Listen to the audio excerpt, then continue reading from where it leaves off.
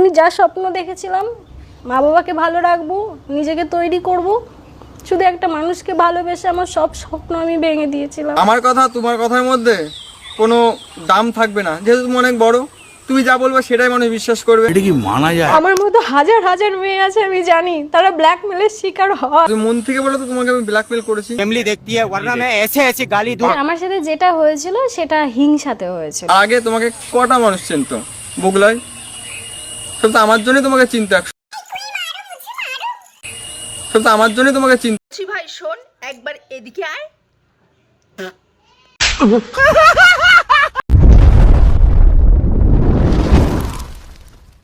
R two love and মিতাবলা ব্লগসে তোমাদের সবাইকে সুস্বাগতম জানাই। তো সোশ্যাল মিডিয়ায় এখন কি চলছে, একদিকে প্রীতি আর প্রীতির এক্সের ছেড়াছেড়ি চলছে। তো মোস্ট ইম্পর্টেন্ট ভিডিও আজকে না স্কিপ করে দেখবে প্রথম থেকে লাস্ট পর্যন্ত, একদম রোস্টিং ভিডিও। চলো আজকে একটু ঝেপে ধুয়ে দিই। টিকটকের টাইমে যখন আমার যে এক্স ছিল সে তো এক নম্বরের নির্লজ্জ। তোমাদের কাছে যখন কোনো কন্টেন্ট থাকে না তখনই কি আমাকে নিয়ে পড়তে হয়? হুয়ার মডেলদের মধ্যে খাওয়া নিয়ে ছেড়াছেড়ি লেগে গেছে। হয়েছে অনেক মডেলরা টাকা চায় খাবারে, খুব চিপ মেন্টালিটি। তোমার খাওয়ানোর দায়িত্ব কোনো মেকআপ আর্টিস্ট।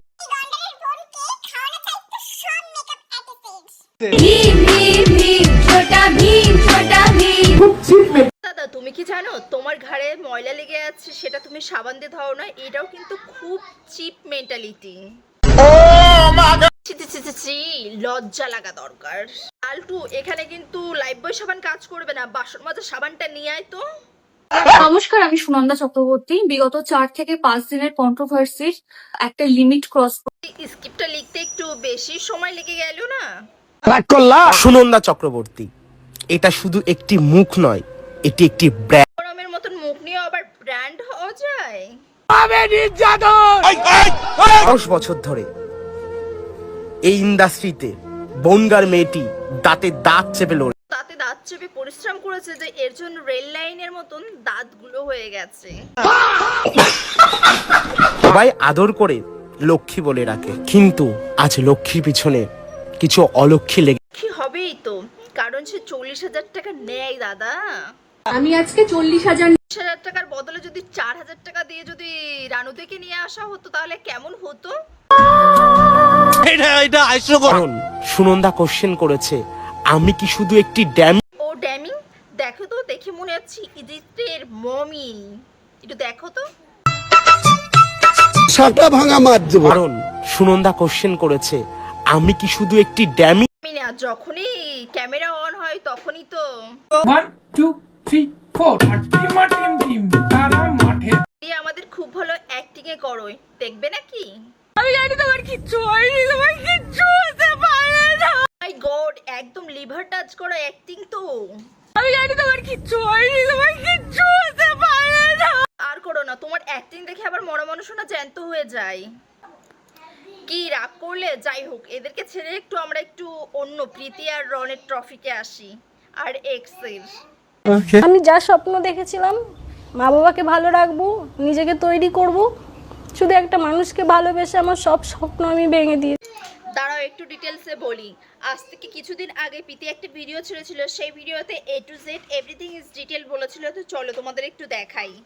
সবসময় তো তোমরা ব্লগ দেখোই, কিছু কথা তো আমার শোনো, আমার কথা বলার লোক দিদি বলো যে কথা বলার লোক নেই।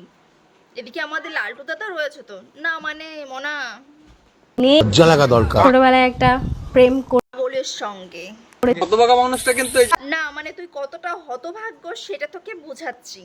হনুমান মুখ বলতে একটু দ্বিধাবোধ হচ্ছে, এইগুলো নিয়ে আবার কে কেমন প্রশ্ন তুল। হরই কথা, যার এক্স এত রামপাঠা তার কথা বলতে গেলে তো দ্বিধাবোধ হবেই বটে।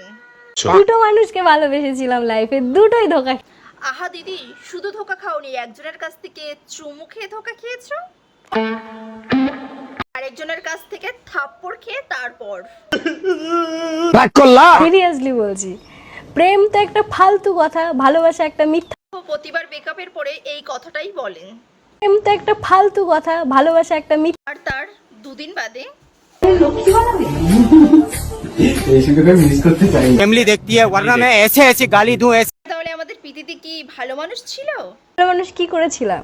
একজন ভুলভাল মানুষকে ভালোবেসে ফেলছি, ভুলভাল মানুষকে দেশ সেই মানুষটা সোনা নিয়েও পালিয়ে গেছে। কি রন্দা, ভালো আছো তো? চেনো না তোমরা? আমার লাইফে একটা প্রেম হয়েছে, আর একটাকে তো রেজিস্ট্রি করে নিয়েছি।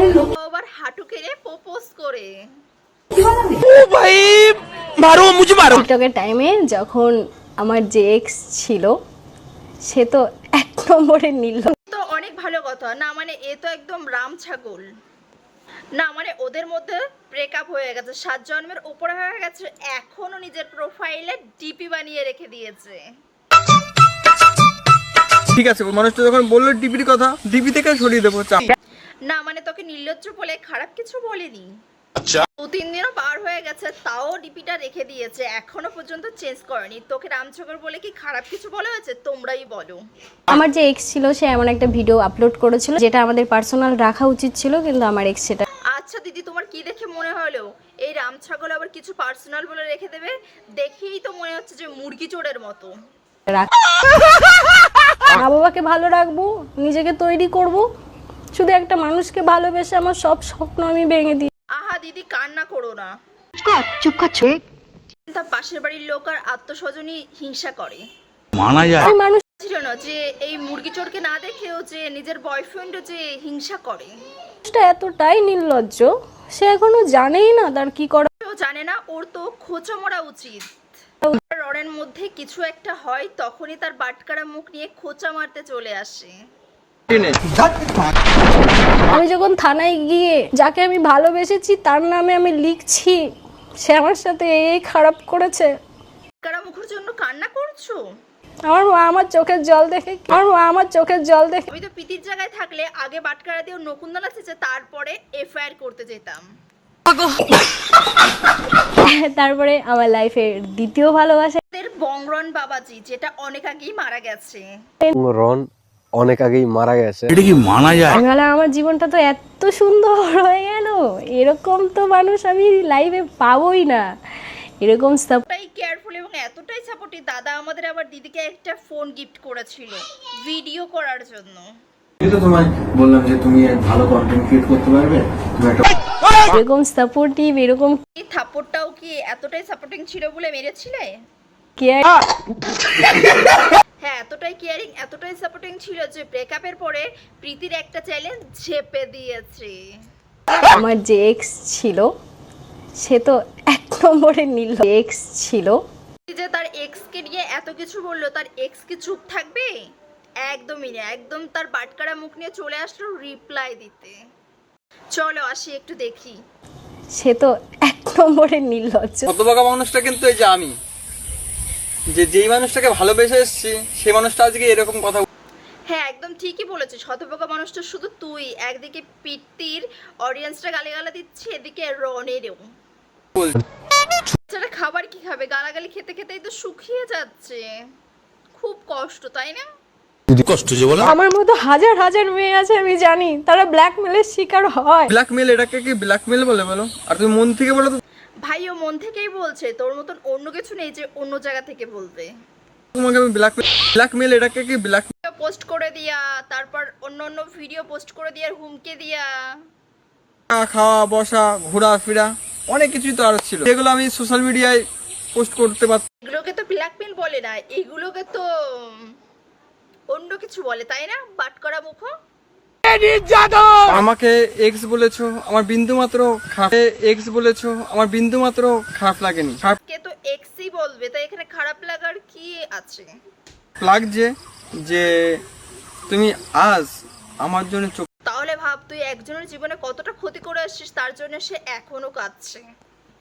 মানে তুই তো রিপ্লাই দিতে এসেছিস, তাহলে তোর ব্যাকগ্রাউন্ডে গিটারটা কি করছে?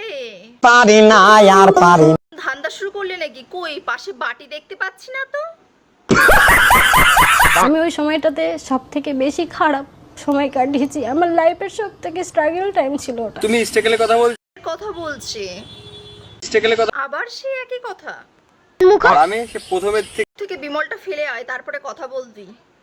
স্ট্রাগল করে আসছি তোমার পেছনে পেছনে।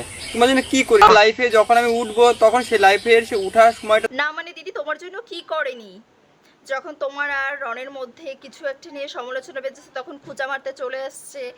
যখন তোমার ওই ভিডিওগুলো পোস্ট করে দিয়েছে, তারপর তোমার প্রোফাইলে ফটো এখনো লাগিয়ে রেখেছে, কি করেনি বলো? আর সময় সময় আছলা বাসও দিয়ে দেয়। একটু আমাদের বাটকারা মুখ লাইভে কিভাবে উঠছিল, তুই উঠিসনি, ঠিক ভালোই করেছিস। উঠলে পরে কি কি যে হতো সে স্বয়ং ভগবানই জানে। আগে তোমাকে কটা মানুষ চিনতো? বগুলা আচ্ছা, কার জন্য চিন্তা? তোর জন্য। এর জন্যই বলি সকাল সকাল নেশাটা একটু কম কর, আবার ভাট বকছিস। সব তো আমার জন্যই তোমাকে চিন্তা, আমার জন্যই প্রীতিকে সবাই চিনতো, ওই তো ওই এলাকার সব থেকে বড় মুরগি চোর ছিল। মানুষ আমাকে তোতলা বলে, তা আমার বিশ্বাস করে বিন্দু মাত্র খারাপটা লাগবে কেন? কারণ ও তো তোতলাই।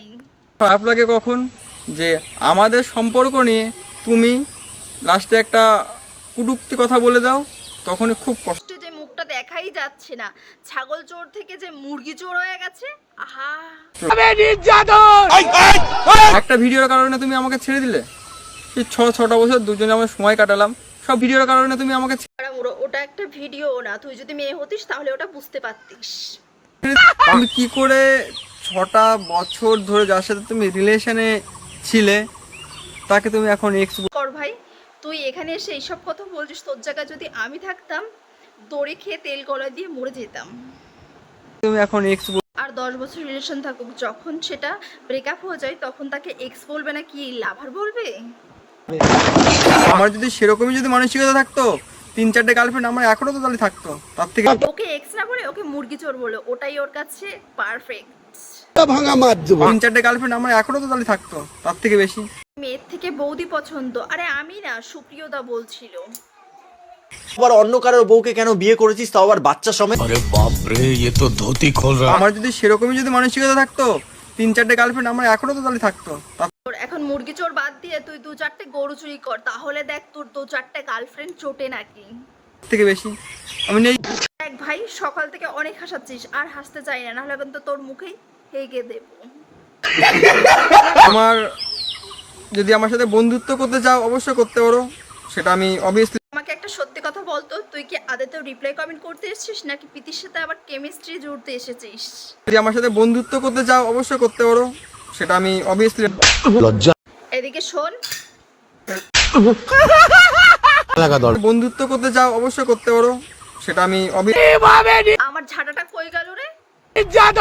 আমি আর নিতে পারছি না। তো আজকের ভিডিওটা এই পর্যন্ত এন্ড করছি। তত সময় তোমরা সবাই ভালো থাকবে, আর পারলে আমার পেজটাকে ফলো করে দিও। আর এরকম ভিডিও পাওয়ার জন্য তোমাদের কাছে নোটিফিকেশন পৌঁছে যাবে। তত সময় তোমরা সবাই সুস্থ থাকবে। Tata, bye bye.